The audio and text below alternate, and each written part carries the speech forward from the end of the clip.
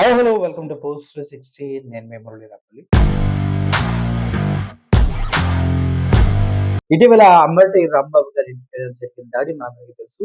ఆ దాడిని ఉద్దేశించి ఈరోజు మధ్యాహ్నం సిద్ధార్థ నగర్‌లో ఉన్నటువంటి అంబటి రాంబాబు గారి కుటుంబాన్ని పరామర్శించడం కోసం వైఎస్ఆర్‌సీపీ నాయకులు కొంతమంది వెళ్ళడం జరిగింది. అందుట్లో ఎమ్మెల్సీ వరుడు కళ్యాణి, అదేవిధంగా మాజీ మంత్రి శ్రీమతి రోజా గారు, అదేవిధంగా టీటీడీ మాజీ చైర్మన్‌గా ఉన్నటువంటి భూమన కరుణాకర్ రెడ్డి గారు, వీళ్ళంతా కలిసి వెళ్ళటం జరిగింది.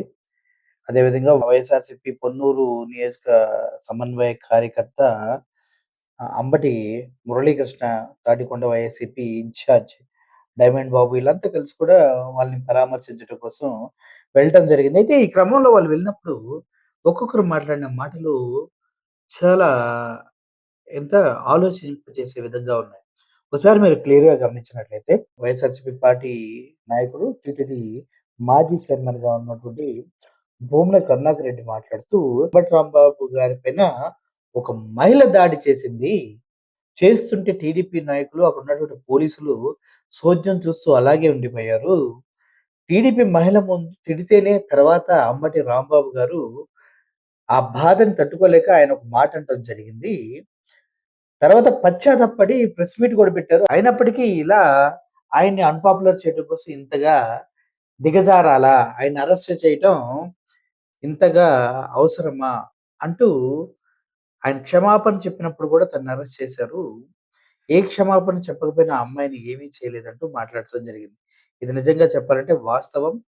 దీన్ని ఎలా తీసుకోవాలనేది కూడా ఒకసారి ఆలోచించాలి. ఒకసారి భూమన కరుణాకర్ రెడ్డి గారు మాట్లాడిన మాటలు వినండి. తీయండి అని చెప్పినందుకు ఆయన మీద కావాలనే పని కట్టుకొని రాంబాబు గారిని అవమానపరచడానికి పచ్చమూకలు,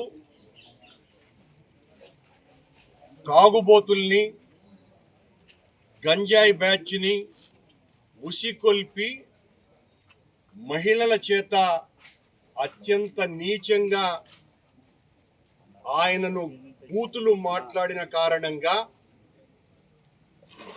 తద్వారా ఆవేశంతో ఆయన పలికినటువంటి మాటలకి ఆయన వెనువెంటనే దానికి వివరణ ఇచ్చి క్షమాపణలు చెప్పటం కూడా జరిగింది. ఇలా జరిగి ఉండాల్సినటువంటి పరిస్థితి కాదు అని, నేను ఒక ఆవేశంలో జారినాను అని. దానికి పూర్వపు నేపథ్యం రాంబాబు గారిని అంతకు 100 రెట్లు ఎక్కువగా బండబూతులు తిట్టిన విషయం మొత్తం లోకమంతా కూడా చూసింది. ఆయన వివరణ ఇచ్చిన తరువాత ఆ మాట మళ్ళీ దురుద్దేశంతోనే జగన్మోహన్ రెడ్డి గారి ప్రతిష్టను హననం చేయటానికి అనునిత్యము జగన్మోహన్ రెడ్డి గారికి పెద్ద అండగా నిలబడ్డటువంటి కొండగా ఉన్న అంబటి రాంబాబు గారి మీద దాడి చేస్తే ఆ దాడి వలన మొత్తం రాష్ట్రంలో ఉన్న వైఎస్ఆర్‌సీపీ నాయకులు, కార్యకర్తలు అందరూ కూడా బెదిరిపోయి ఎక్కడా కూడా ఎలాంటి పోరాటాలు చేయటానికి బయటికి రారు అన్నటువంటి దురాలోచనతోనే ఆ రాంబాబు గారి ఇంటి మీద వేలాది మంది ఈ గంజాయి బ్యాచ్ను పంపించి అత్యంత పాశవికంగా దాడి చేయటం జరిగింది. ఇదంతా కూడా సిబిఐ తన నివేదికల్లో లడ్డూలో ఏ రకమైనటువంటి జంతువుల కొవ్వు కలపలేదు అని విస్పష్టంగా కోర్టుకు నివేదించిన కారణంగా ఆత్మరక్షణలో పడినటువంటి ప్రభుత్వం దాని నుండి బయటపడలేక ఏదో ఒక రకంగా మళ్ళీ జగన్మోహన్ రెడ్డి గారి మీదనే ఆ అపనింద మోపాలన్న ఉద్దేశంతో రాష్ట్రమంతా కూడా మా మీద ఫ్లెక్సీలు వేసిన కారణంగా గుంటూరులో తిరగబడ్డటువంటి రాంబాబు గారి మీద ఏమాత్రము కూడా సిట్ తన నివేదికలో ఎక్కడా కూడా రాజకీయ నాయకులు ఇందులో దోషులని, నేరస్తులని ఎక్కడా ప్రస్తావించకపోయినా ఇప్పటికీ కూడా చంద్రబాబు నాయుడు గారు, ఆయనను మోసేటువంటి కూటమి నాయకులు ఇంకా అదే మాట పాడిందే పాటలాగా పాడుతూనే ఉన్నారు. వెంకటేశ్వర స్వామి ఆలయం నుంచి అయోధ్యకు రామాలయానికి పంపినటువంటి లడ్డూలలో పంది కొవ్వు కలిసిందినని నిన్న పవన్ కళ్యాణ్ గారు మళ్ళీ మాట్లాడతారు. 3 రోజుల క్రితమే ఆయన నేను పొరపాటయ్యింది, ఎవరో అందిస్తే సమాచారం, నేను సమావేశంలో 3 పార్టీ నాయకులు కలగలిపి ఎలాగైనా జగన్మోహన్ రెడ్డి గారి విషయంలో మనం పూర్తిగా ఈ లడ్డూ విషయంలో ఆత్మరక్షణలో పడిపోయాం, కూరుకుపోయాం, దీని నుంచి బయటపడాలి అంటే జగన్మోహన్ రెడ్డిని హిందూ వ్యతిరేకగా ముద్ర వేసి ఇదంతా కూడా ఒక కుట్రగా జగన్మోహన్ రెడ్డి పనిగట్టుకొని హిందూ వ్యతిరేకులను టీటీడీలో రంగంలోకి దించిన కారణంగా అని ఆయన మీద ఒక హిందూ వ్యతిరేక ముద్ర వేసి తద్వారా రాజకీయాన్ని లడ్డూను ఒక చేతి బాంబుగా మార్చి ఆ చేతి బాంబుతో వైఎస్ఆర్ పార్టీని ఖననం చేయాలన్నటువంటి కార్యక్రమంలో భాగంగానే అంబటి రాంబాబు గారి మీద జరిగినటువంటి దాడిగా మేమందరము భావిస్తున్నాం. ఇది కేవలం రాంబాబు గారి మీద జరిగినటువంటి దాడే కాదు, మొత్తం హైందవ సమాజానికంతా కూడా మా మీద ఎవరైనా కూడా మా తప్పును ఎత్తి చూపితే వాళ్ళందరి మీద ఇంత దుర్మార్గమైనటువంటి చర్యలు ఉంటాయి అన్నటువంటి హెచ్చరిక సభ్య సమాజానికంతా ఇచ్చే విధంగా ఆయన మీద దాడి చేయటము, ఆ ఇంటిలో ఉన్నటువంటి వాళ్ళందరూ, ఆయన కుమార్తెలు, వాళ్ళ శ్రీమతి, చిన్నపిల్లలు అందరూ మహిళలే ఉన్నారు అన్నటువంటి విషయాన్ని కూడా ఏమాత్రము కూడా ఖాతరు చేయకుండా పని కట్టుకొని ఈ రకమైనటువంటి దాడి చేయటం వెనుక జగన్మోహన్ రెడ్డిని బలహీనం చేయాలన్నటువంటిది. రాంబాబు గారు జగన్మోహన్ రెడ్డి గారి ఆలోచనకు ఆశయానికి అనుగుణంగా అనునిత్యము గొంతెత్తి రాష్ట్రమంతా కూడా జగన్మోహన్ రెడ్డి గారి యొక్క తాత్విక చింతనని ప్రజలకు చేరువ కావటానికి ఏ పనులు చేయాలనో అవన్నీ కూడా చాలా సమర్థవంతంగా వెళ్తున్నటువంటి నాయకుడిగా ప్రఖ్యాతిగాంచినటువంటి వ్యక్తి. అలాంటి నాయకుడి మీద జరిగినటువంటి దాడిని తీవ్రంగా ఖండిస్తున్నాం. ఇక్కడ ఎవ్వరూ కూడా భయపడే వాళ్ళు లేరు. చంద్రబాబు ఎంతగా అణచివేస్తే అంతగా ప్రతిఘటిస్తాం, ఎంతగా తొక్కాలని ప్రయత్నిస్తే అంతగా తిరగబడతాం. రేపు రాంబాబు గారు బయటికి వస్తే మరింతగా ఆయన ప్రజాక్షేత్రంలోకి వెళ్ళి జగన్మోహన్ రెడ్డి గారి యొక్క ఆశయాలని ముందుకు తీసుకువెళ్తారు అన్న దాంట్లో ఎవ్వరికీ ఏ రకమైనటువంటి సందేహము లేదు. ఈ పాశవిక దాడిని తీవ్రంగా ఖండిస్తున్నామని తెలియజేస్తున్నాం. ఆ తర్వాత మన ఆర్కే రోజా గారు మాట్లాడారు. చాలా రోజుల తర్వాత మీడియా ముందుకు వచ్చి మాట్లాడారు ఆవిడ.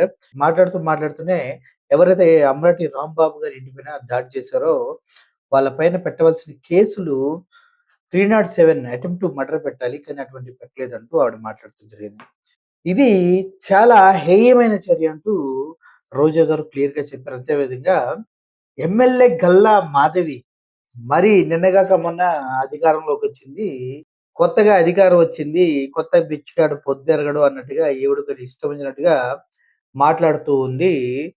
వీళ్ళు చైన్ స్నాచింగ్ బ్యాచా, లేకపోతే ఇంతకు ముందు రౌడీ షీట్లు జేబులు కత్తిరించుకునే వాళ్ళ, మరి అంత పిచ్చి పిచ్చిగా మాట్లాడి అంబటి రాంబాబు ఇంటి దగ్గరికి వెళ్ళి వాళ్ళ పైన దౌర్జన్యం చేయటంలో వాళ్ళ అలవాటు అనేది తెలిసింది అందరికీ అనేది ఆవిడ చెప్పడం జరిగింది. అంటే గల్లా మాధవి ఆయన హస్బెండ్ జేబులు కొట్టేవాళ్ళు అంటూ చెప్పడం జరిగింది. అంతేకాదు లడ్డు విషయాన్ని పక్కన పెట్టేసి ఎప్పుడైతే సిట్ ఛార్జ్ షీట్‌లో ఇందుట్లో ఎటువంటి జంతువులకు సంబంధించిన కొవ్వులు, అది ఆవుల కొవ్వు కానీ, పంది కొవ్వు కానీ, చేప నూనెలు కానీ కలవలేదని స్పష్టం చేసిన తర్వాత ఆ విషయాన్ని పక్కదారి పట్టించి డైవర్షన్ పాలిటిక్స్‌లో భాగంగానే ఈళ్ళు ఫ్లెక్సీ అనే ఒక ఒక దుర్మార్గమైనటువంటి ఆలోచనకి తెరలేపారంటూ రోజా గారు స్పష్టంగా చెప్పడం జరిగింది. అయితే ఎలా అయితే ఇప్పుడు అంబటి రాంబాబు గారిని జైలుకి పంపించారో, అలాగే ఇప్పుడు అక్కడ మాట్లాడింది కదా వనజ. ఆవిడని ఎందుకు పంపించరు? ఆవిడ గ్రంథాలయాలకి పెద్ద హెడ్ కూడా చదువుకున్న దానిలాగా అనిపిస్తుంది. కానీ గతంలో ఆర్‌జీవీ పైన, వాళ్ళ పైన చాలా నీతులు మాట్లాడిన ఈవిడ్ని పోలీసులు ఎందుకు అరెస్ట్ చేయరు? అంబటి రాంబాబు గారు మాట్లాడిన మాటే కదా ఈవిడ కూడా మాట్లాడింది. మరి అటువంటప్పుడు ఈవిడని ఎందుకు అరెస్ట్ చేయలేదు అంటూ ప్రశ్నించారు. అయితే జోగి రమేష్ ఇంటి పైన పెట్రోల్ బాంబులు వేసిన వాళ్ళపైన కూడా రోజా గారు చాలా స్పష్టంగా మాట్లాడారు. పెట్రోల్‌లో యాసిడ్ కలిపి విసిరేసారని చెప్తూ ఆవిడ మాట్లాడింది. అంటే మంటలతో ఇల్లంతా దగ్ధమై కాలిపోయింది. ఆ విధంగా పోలీసులు మాత్రం సోద్యం చూస్తున్నారు. ఎవరైతే దాడి చేయాలనుకున్నారో వాళ్ళు ముందుగానే పోలీసులతో సంప్రదించి, వాళ్ళతోనే పోలీసులు నడుచుకుంటూ వచ్చి దాడి విషయానికి సహకరించారు. ఎవరిని వదిలిపెట్టమంటూ కూడా రోజా గారు చాలా స్పష్టంగా చెప్పడం జరిగింది. అంతేకాదు ప్రతి ఒక్కడి వీడియో మా దగ్గరుంది. ప్రతి ఒక్కడికి ఆన్సర్ చెప్తాం. మీకు మీ నాయకుడు చెప్పాలేమో మాకు మా జగన్‌మోహన్ రెడ్డి కనుసైగ చేస్తే చాలు ఎంతవరకైనా ఎళ్తాం అంటూ రోజా గారు చెప్పడం జరిగింది. నిజంగా చెప్పాలంటే చాలా స్పష్టంగా మాట్లాడారు రోజా గారు. ఆ వీడియో ఒకసారి చూడండి.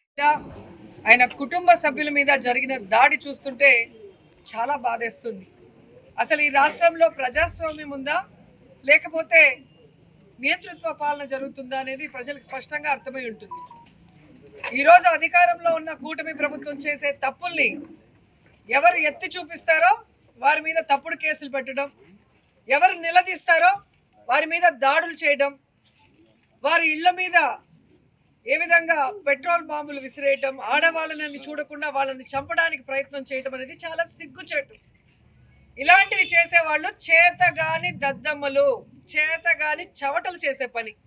నిజంగా దమ్ము ధైర్యం ఉన్న వ్యక్తులైతే ఈరోజు మేము తప్పు చేస్తే ఎత్తి చూపించండి సాక్ష్యాధారాలతో. మొత్తం అఫీషియల్స్ మీ చేతిలో ఉన్నారు, రికార్డ్స్ మీ చేతిలో ఉన్నాయి. అవి చేయడానికి మీకు చేత కాదు, ఎందుకంటే మేము తప్పు చేయలేదు కాబట్టి మీకు సాక్ష్యాధారాలు దొరకలేదు.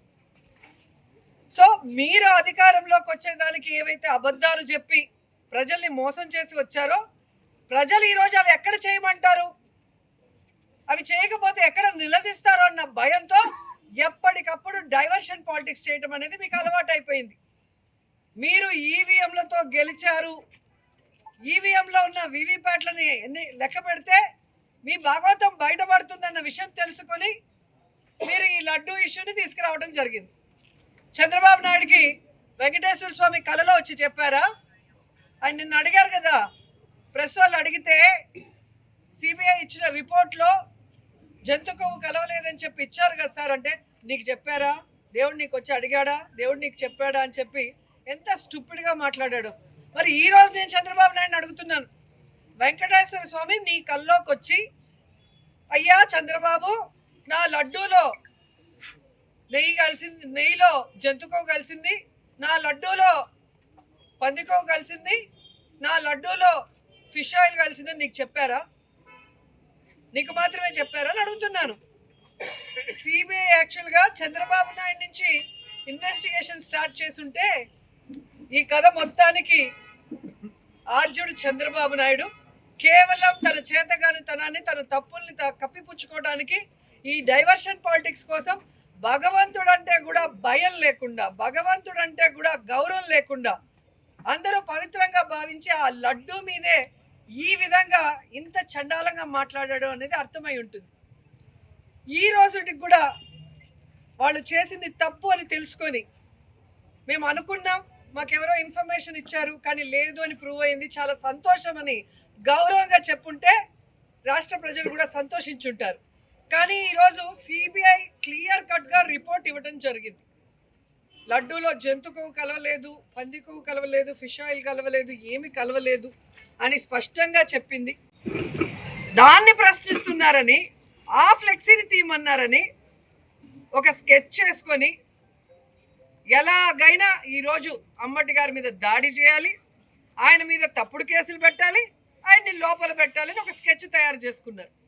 లేకపోతే అసలు ఒక సీనియర్ మోస్ట్ పొలిటీషియన్ కార్లో వెళ్తుంటే ఆడవాళ్ళు పచ్చి బూతులు ఆ గ్రంథాలయం చైర్మన్ ఆమె ఏజ్ ఏంటి, ఆమె గేజ్ ఏంటి, ఆమె మాట్లాడే మాటలు ఏంటి? ఏ మాట అయితే అంబటి గారు మాట్లాడారని కేసు పెట్టారో అదే మాట ఆవిడ మాట్లాడింది మరి ఎక్స్ మినిస్టర్ని. మరి ఆవిడ మీద ఎందుకు కేసు పెట్టలా? అంబటి గారు ఇంటికి వచ్చాక రెచ్చగొట్టి దాడి చేస్తే తెలియక ఆవేశంలో అన్నాను, వెనక్కి తీసుకుంటున్నానని క్లియర్ కట్గా మీకు చెప్పిన తర్వాత మీరు కేసు పెట్టారు. మరి ఆవిడ ఇంతవరకు క్షమాపణ కూడా అడగలేదు. మరి ఎందుకు కేసు పెట్టలేదు ఆవిడ మీద? ఇంకో ఆవిడైతే భూమికి ఇంత ఉంది, ఫస్ట్ టైం గెలిచిందంట ఎమ్మెల్యేగా, మాధవి గారు. పాప కొంచెం పాలిటిక్స్ కొత్త, అందుకే ఎక్కువ ఎగురుతోంది. ఆవిడకి కొంచెం రోజులు పోతే అన్నీ తెలిసి వస్తాయి.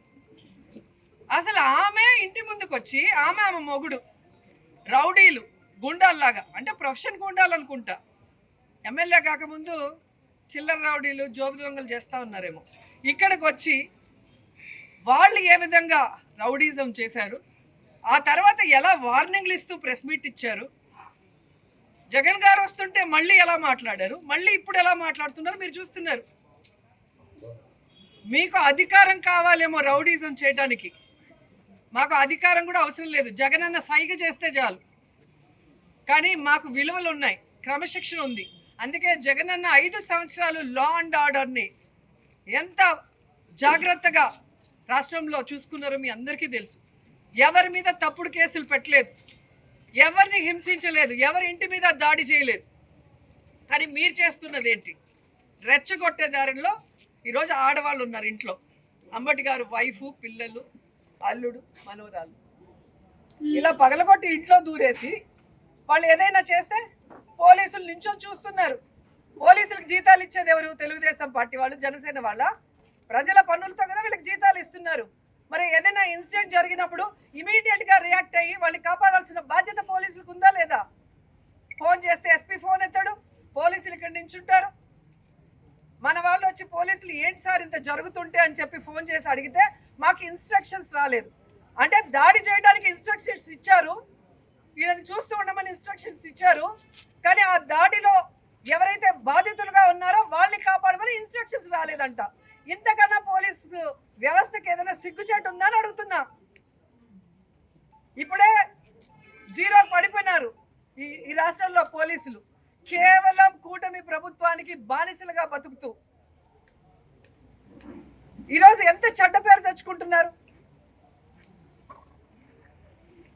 ఎంత అసలు ఇంక ఏమనాలో కూడా తెలియట్లేదు పోలీసుల్ని. మీ ఉద్యోగ ధర్మం మీరు చేయకుండా మీరు దగ్గరుండి మీ ఆధ్వర్యంలో మీరు చూస్తుండగానే దాడులు జరిగి బ్లాస్టులు జరుగుతుంటే ఇక మీరెందుకు? మీకు జీతాలు ఎందుకు? మీకు ఉద్యోగాలు ఎందుకు? మీరు కూడా పసుపు షర్ట్లు వేసుకొని తెలుగుదేశంలోనో లేదా జనసేనలోనో చేరిపోవచ్చు కదా.